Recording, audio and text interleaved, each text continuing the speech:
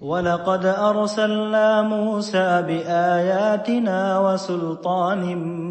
مبين إلى فرعون وملئه فاتبعوا أمر فرعون وما أمر فرعون برشيد يقدم قومه يوم القيامة فأوردهم النار وبئس الورد المورود وأتبعوا في هذه لعنة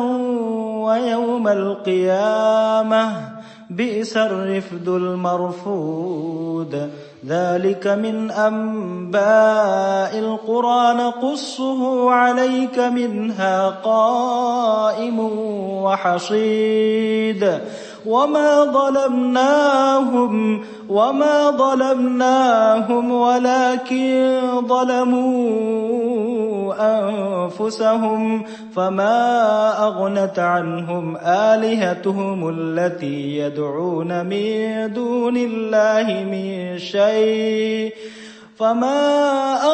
عنهم آلهتهم التي يدعون من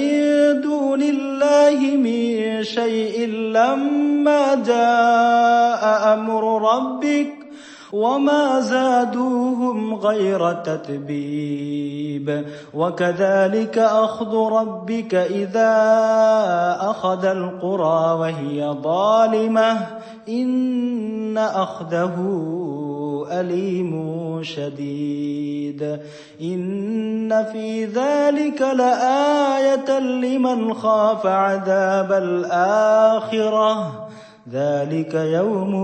مجموع له الناس وذلك يوم مشهود وما نؤخره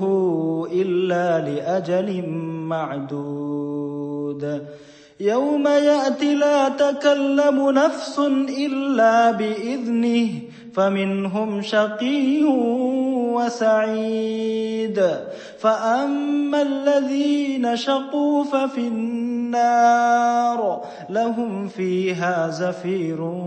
وشهيق خالدين فيها ما دامت السماوات والأرض إلا ما شاء ربك إن ربك فعال لما يريد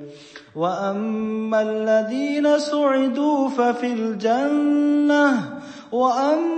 الذين سعدوا ففي الجنة خالدين فيها ما دامت السماوات والأرض إلا ما شاء ربك